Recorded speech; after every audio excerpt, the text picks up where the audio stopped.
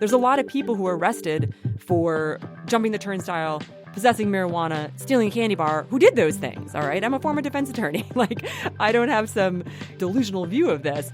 The question is, what do we want to do about the underlying social conditions that produce that? Welcome to New Thinking from the Center for Court Innovation. I'm Matt Watkins. Issa Kohler-Hausmann's book, Misdemeanorland, out this year, is a provocative guide to the territory of the lower-level courts in New York City. And the experience can at times feel like a trip through the looking glass. Kohler-Hausmann's claim is that the primary purpose of these courts is not establishing whether people are actually guilty. Instead, she says, the focus is on maintaining order, managing and assessing, often over long periods of time, everyone with the misfortune to be hauled into Misdemeanorland, a misfortune that tends to fall most squarely on more heavily policed communities of color. The argument forces us to think about what justice should look like in these low-level cases, an effort in rethinking that is at the core of much of what we do here at the Center, so I'm delighted to have Issa Kohler-Hausmann here in studio to talk about her book. She is an associate professor of law and sociology at Yale University. Issa, thanks so much for joining us today. Thank you so much for having me. I'm excited to be here. So I thought we could start with just a big sort of definition question, which is just briefly explaining to people what a misdemeanor actually is. These are not crimes of the century, as you have a judge, I think, early on in your book quoted as saying. But why is it important that we study them nonetheless? Misdemeanors are, in most jurisdictions, defined as offenses for which a jail sentence of less than a year is an authorized penalty. So essentially, misdemeanors are defined by reference to the penalties that are authorized. And what that definition indicates is that misdemeanors are defined in relation to felonies as being simply less serious. And the reason that it's important to study them is that misdemeanors are frankly just more common than felonies. It's unsurprising if you stop and think about it, but you wouldn't know it from watching popular media or even the attention that is given to scholarly study of the criminal justice system, that the lower levels are perhaps unsexy. You know, you're not going to have a Law and Order episode about whether or not someone stole a candy bar from a bodega, but stealing candy bars from a bodega is much more common than the act of murder. It's really the bulk of the criminal justice system is handling these kinds of offenses. In most jurisdictions that I've seen data on, misdemeanors represent somewhere between 2/3 to 3/4 of the criminal docket. And what are the most common dispositions or resolutions to misdemeanor level cases?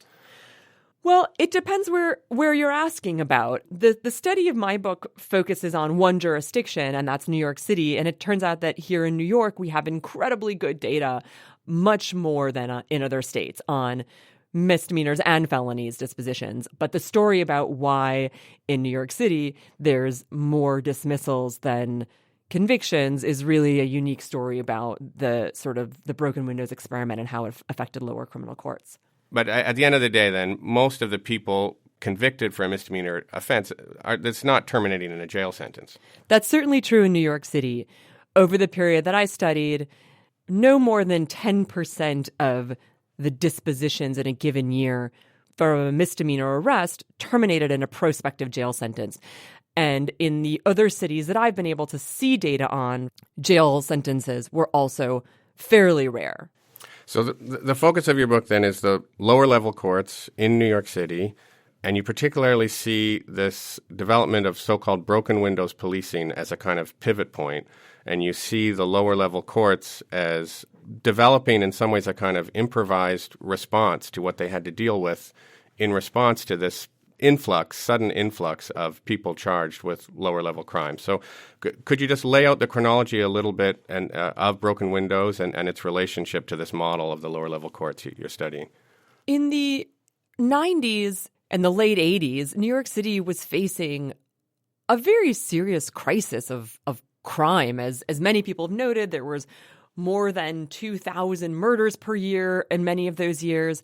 And when Mayor Giuliani was elected, he appointed Bill Bratton to be the police chief. And Bill Bratton was inspired even before that year when he was the head of the transit police here in New York City in the early 90s. He was inspired by a 1982 article in The Atlantic entitled Broken Windows. And in that article, a political scientist and a criminologist laid out a theory. And it was really just a theory. The theory was that there was some sort of developmental sequence between tolerating low-level disorder, so disorder on the streets, graffiti, littering, and serious street crime, robberies, murders, vandalism, carjacking. So there was this theory that if you tolerated those things in certain spaces, you essentially licensed serious crime because people got the impression that social order wasn't being maintained, that the police didn't care, that society didn't care. So that was the claim in this article. And I keep stressing that it was a theory because at the time, no one had any idea what the effect would be to operationalize a new form of policing that really took seriously low-level offenses at a massive scale. So Bratton was really the person that came up with what an operationalized form of broken windows policing would look like. And what he came up with was a document called Police Strategy Number 5. And what he said in this document was that, look, we're going to do two things. We're going to increase the number of enforcement against low-level offenses. We're going to increase the number of times. We're going to increase the number of police officers we have out there. We're going to direct them to things like the squeegee men, turnstile jumping, prostitution, noise complaints, these markers of public order. And we're also going to increase the formality. And that's something that I think has been missed in prior examinations of what the broken windows policing model changed in New York City and really changed across the board, was that they became obsessed with generating records. They became obsessed with marking people, generating records through the New York State's criminal records databases. You mean like each encounter you have with a police officer generates a certain kind of mark? Right. So think about it this way, that if in the past the police officers may have actually dealt with these low-level things. They might have said to someone on the street corner, look, move along, you're making a ruckus. Now the preference was going to be to issue a formal citation in the form of a summons. And even better, make what's called in New York a fingerprintable arrest. Because arrests like that allow you to put the person's fingerprints into the state's database and then have a record in the courts and in the district attorney's office that the person has had prior encounters with law enforcement. So did this Atlantic article lay out in very clear form how the lower level courts should deal with this sudden influx of people caught up in this sort of flood the zone lower level enforcement? I'm thinking not.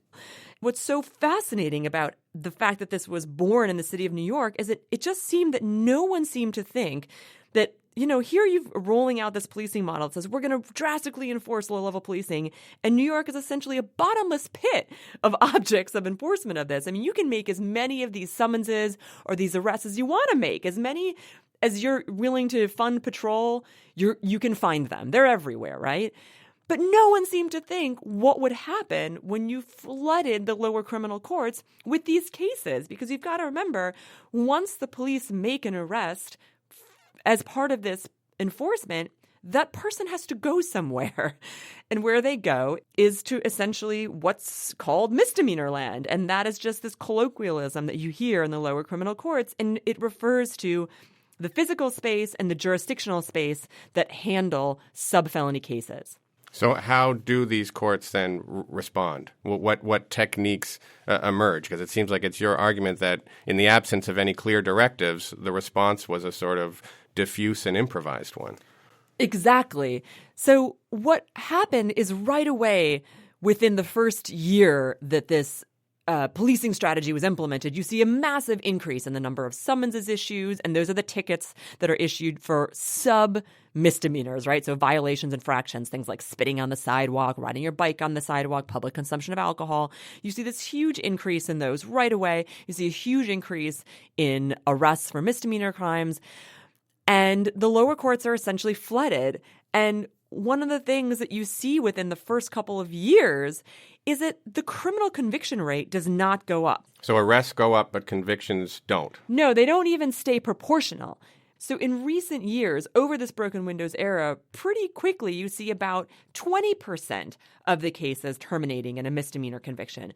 And you see this really significant increase in the proportion of cases terminating in a dismissal.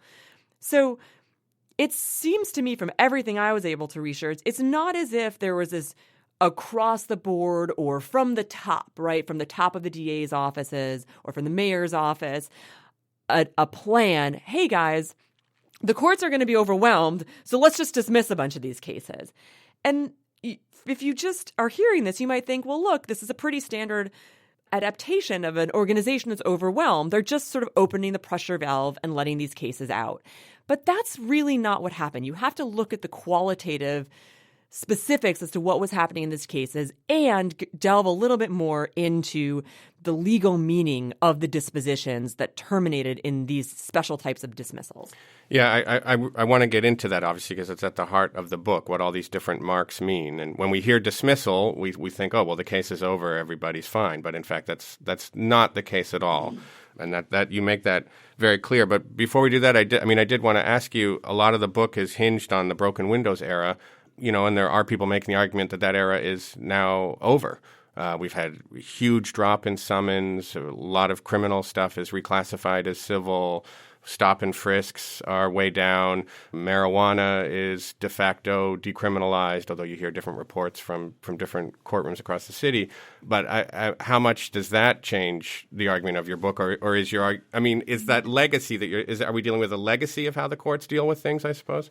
That's a great question, and I've been thinking about that a lot lately. So I don't know what it means to say the broken windows era is over. I do think that the broken windows theory is like this animating belief system that has a deep, deep hold on the brass, the upper echelons of the NYPD, and frankly on, I think, people in police departments across the country, because the brass of the NYPD went on to populate police departments across the country.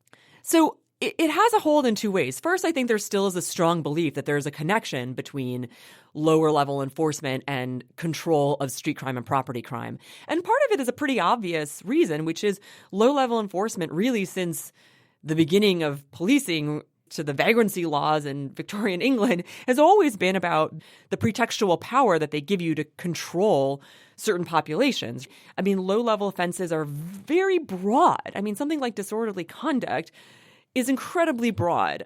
Which is a huge category of these misdemeanors, huge right? Category of, well, it's the number one, right. It's the number one conviction category and has been for about 30 years in New York. So these low-level penal law offenses always going to provide police with something that they value, which is the pretextual tools to stop and search and engage people that they think are problematic, and they believe that they have the right instincts for this. And so they are always going to hold on to them. And that's another sort of footnote to what you mentioned, the reclassification. Really, the big thing that changed, for example, in the recent act that was passed in here in New York City, it was not that it reclassified. It's just that it gave the police the power to issue civil summonses. Right, but the evidence is that they are doing that. No? The evidence is they're doing it, but they fought very hard to maintain the discretion that it was still classified as a penal law offense and to make a full what's called online fingerprintable arrest when they deemed necessary. And so it wasn't the police, and this is, I think, part of my point, is that they will not give up, and they're loath to give up, and will only give up under tremendous political pressure, the power, the inherent power that is bestowed by broad penal law offenses. They still maintain that discretion, and that's different from actually taking it away and saying we're not classifying this as a penal law offense. Even if you wanted to, you couldn't make this as a fingerprintable arrest. So first, I'd say that there's just that. I don't think that philosophy has been given up. If a black man between the ages of 17 and 25 living in Brownsville in the height of the broken windows era might have on average had 4 arrests.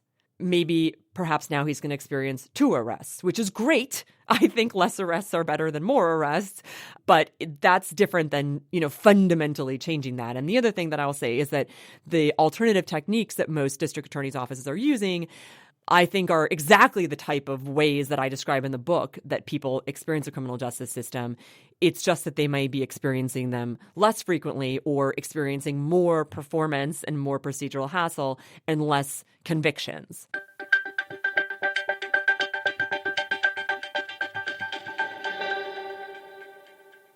Okay, so you're starting to bring up some of the core terms of your book, performance, procedural hassle, and I do want to turn now to look at the central elements of your argument, because you are saying that the low-level courts shift to what you call a managerial model. Rather than adjudicating guilt or innocence, it's about managing people, controlling them, testing them, assessing them.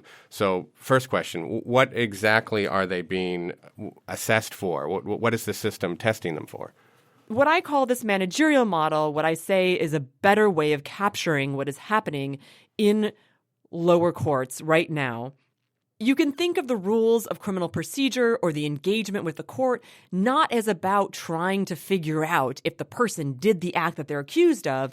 Basically, they're trying to figure out, what type of person are you? Do I feel comfortable letting you out the front door of the courthouse and back into the world?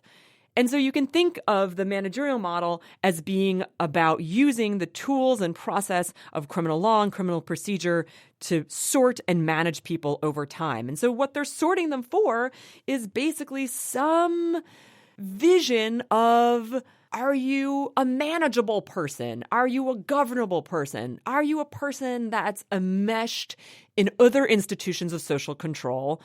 And I just want to make a quick footnote that as a sociologist, I use the word social control not in this nefarious way, like mind control, controlling you to do bad things or to be a, mindless automaton, but rather just normalization, right? You can outward forms of behavior, yes, rather than trying to rehabilitate the inner person. Exactly, right? That it's about saying, do we think you're the type of person that will go around following society's rules?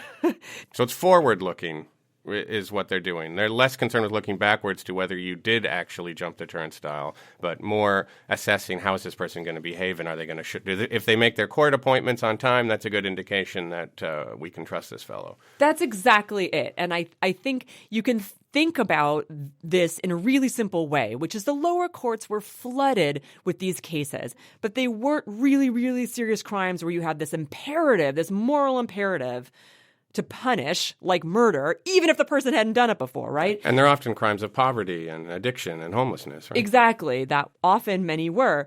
And so faced with that sort of that dilemma, essentially what the courts did and what the actors did was come up with this technique that makes a lot of sense if you think about it, which is saying, look, I don't know if you jumped the turnstile. Instead, what I'm going to do is let you go with this little marker, with this little requirement that I get to keep track of you for maybe 6 months, maybe a year, maybe I make you go do 1 day of community service, or maybe I just make you come back to court a bunch of times and see if you did it. And so instead, I just ask you to display for me what type of person you'll be in the future. And if you end up being someone that I feel comfortable letting go, I won't even try to figure out what you did in the past, but I'll keep track of the fact that you had this one engagement in case you come back. Right. So you come up with terms to give to these sort of collections of techniques of this control that, again, develops in this sort of improvised way dealing with this influx of cases. So one of those that we've talked about is marks. And so I guess if you could just explain briefly what are the different ways people accumulate these marks, and then how are system actors, people in the justice system, how are they reading and interpreting these marks? Because it's actually quite sophisticated and shows a lot of discernment in some ways. So here in New York, we have a disposition called the adjournment and contemplation of dismissal. A lot of other states have something that's really similar to that. And sometimes if there's not a formal disposition like that, courts just leave cases open, meaning they just have a long adjournment between the first appearance and the next one, and they require the person to come back. And what that does... And time itself is a kind of weapon in that instance. Exactly. And so what that does is it just keeps a record on the person for a limited amount of time. Whenever a case is open, we have a mark on you. We have a record on you. And I think what's important to realize is that sometimes actors do that on purpose, right? Sometimes actors say, look, all I want on this person is a temporary marker. Sometimes when the person rejects the plea offer and they have to come back to court for 6 months or for a year, It's not as if the actor intended to impose the mark, but that's the upshot of doing it. And the fact that the mark is there is appropriated and used at a later time, even if no one intended it. So there's all this complex interaction with how these markers are used. And then you talk as well about something that you call procedural hassle, which sounds a lot like Malcolm Feely's famous 1979 argument about the lower level courts. The process itself is the punishment. And so I'm wondering how you see the procedural hassle operating, again, as a form of informal punishment. One of the things that's so interesting about comparing Malcolm's study was that Malcolm's claim was, and this is precisely what's so interesting about the change of broken windows and why I think part of that is here to stay, is one of the things that Malcolm noted time and time again in his study of lower criminal courts in New Haven was that the criminal legal actors thought these cases were small, were unimportant. They were annoyed and insulted that they had to deal with them. And so his claim was that the actors were, in essence, satisfied with the hassle that the person had to go through in order to deal with a lower case. They found the procedural hassle, which is the coming to court, sitting in court, missing work, missing their family obligations. They found that amount of hassle was sort of sufficient to outweigh the seriousness of the case. And the big difference, I think, between when he studied the lower criminal courts and when I'm studying them here is that the criminal actors, the police, the DAs, the judges now have this vision that you have to think about this low-level action in this grander theory about, well, this person might become a serious offender. This person is in a high-crime neighborhood. So they have become obsessed with this marking and tracking, and they think about the procedural hassle in that framework, right? So they think of it not just as this is a sufficient quantum of unpleasantness that you've experienced, but that they also want to look to it as an indicator that the person is not the type of person they need to worry about as growing up into one of these more serious criminal offenders. And then related to this issue of procedural hassle is this collection of techniques you call performance, which is essentially grading, in a sense, how people perform these assigned tasks that the system gives them. So could you just talk briefly about that role of performance? And then I want to ask you a little bit about how that might impact the kind of work that we do here, in fact. Performance is just a word that I use to capture all of the meaning that criminal legal actors take from the actions and behavior of defendants while they're enmeshed and entangled in misdemeanor land. Sometimes it will be the fact that defendants would bring stories or indications of other types of performance that they voluntarily undertook. For example, the defendant will say, I voluntarily enrolled in this drug treatment program, or here's a note from my employer about how hard I work. And so those types of performances are another way of trying to show I'm a governable person. I'm enmeshed in other institutions like family and the labor force that control me and regularize me, that make you feel comfortable that you don't have to worry about me. But so, I mean, the question I wanted to ask you about the work that we do here is a big part of that work is finding proportionate and hopefully meaningful and effective like alternatives to incarceration and alternatives to less meaningful sentences. And that can mean people committing to a program, committing to social services or therapeutic services. Sometimes in the book, I feel like you have a more cynical take on the role of those programs, that in fact there's this danger that we're simply subjecting defendants to a series of performative hoops they have to go through to get themselves out of the system. So I'm just wondering, is that your take on programs as a whole, or do you see a redemptive role for them?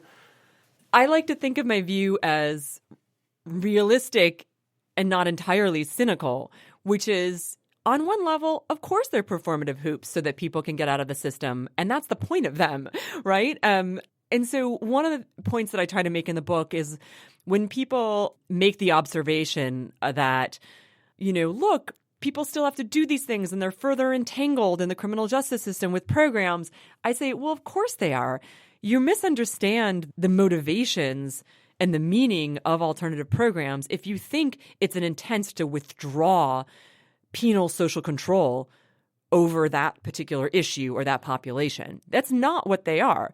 And if what you want is pure withdrawal, then that's a different political battle that in some instances, as a citizen, I would be totally on board with fighting in certain domains. And I say that just to make the point that what the programs are doing is saying, I'm willing to trade off, say, a more serious mark, like a criminal conviction, or a different type of performance, like community service, for another performance, say attending therapeutic sessions or engaging in some sort of a class. And my point is just that those things are being commensurated and traded off, not withdrawn.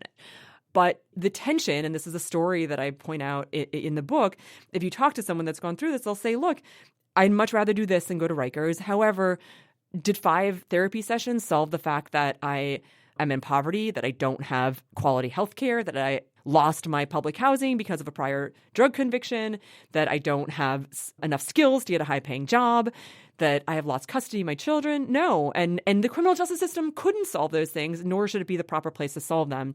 And so that also just reflects part of the tension of thinking that we're only going to address social welfare issues in the criminal justice system.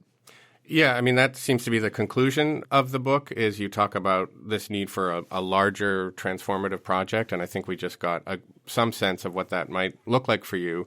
Basically, this problem of expecting the criminal justice system to be the primary response to all kinds of very deep-seated social and historic and economic ills. But to invert that, I guess if that's the word for a minute, this is a place here that's committed also to a model of sort of incrementalism and incremental change, and even sometimes we call it radical incrementalism. Are there, do you think, some sort of practical takeaways right now for reformers in your book? So there's some really basic stuff. Like New York State has some of the best sealing laws in the nation. And if there's anything I could export, this is a project that I've long wanted to do, would be writing model code for other states to export New York State's sealing law. And by sealing law, I mean the fact that cases that terminate in a non-conviction, in a violation, in a non-criminal conviction, or in a form of dismissal should be sealed and erased from the rap sheet. And however, so the mark expires off that person. Yes, it really genuinely expires in New York. And that's one of the only ways to really mitigate against the racial and class disproportionate effect of intense policing. Look, Black and Hispanic people disproportionately live in high-crime neighborhoods because of the history of racial segregation and malign state neglect of the social needs of those communities. And because of that, they're always going to be the people that disproportionately feel the intensity of policing for serious crime. And if you want to save them from having then these collateral effects in housing and employment, you need to really enforce our sealing laws. But I think there's, in terms of national strategies or just bigger picture stuff, there's a lot of people who are arrested for jumping the turnstile, possessing marijuana, stealing a candy bar, who did those things, all right? I'm a former defense attorney. I don't have some delusional view of this. The question is, what do we want to do about the underlying social conditions that produce that? And do we want to criminalize these things? And so I think this is where we part ways with the sort of, Koch brothers right on crime, which is they think this is just, we're just going to save money. And I think, no, what we need is a massive investment in jobs and resources and schools and redistribution that would address the centuries of malign neglect of Black and poor communities. And that's really what we need to be calling for. And I think you learn, the more time you spend in the criminal justice system, the more you learn that. Well, Issa, I want to thank you so much for being here, and thank you for your book, which I thought was really great, and I just thought was enormously provoking of thought. So thank you so much. Thank you so much. I've been speaking with Issa Kohler-Hausmann. She is the author of this year's Misdemeanorland and an associate professor of law and sociology at Yale University. More information on today's episode and all of our episodes, including transcripts and suggestions for further reading, is on our website. That's at courtinnovation.org/newthinking. Technical help today from the stalwart Bill Harkins. Our director of design is Samiha Mia. Special thanks for help with today's episode to Lama Hassoun Ayub. And our show's founder is Rob Wolf. This has been New Thinking from the Center for Court Innovation. I'm Matt Watkins. Thanks for listening.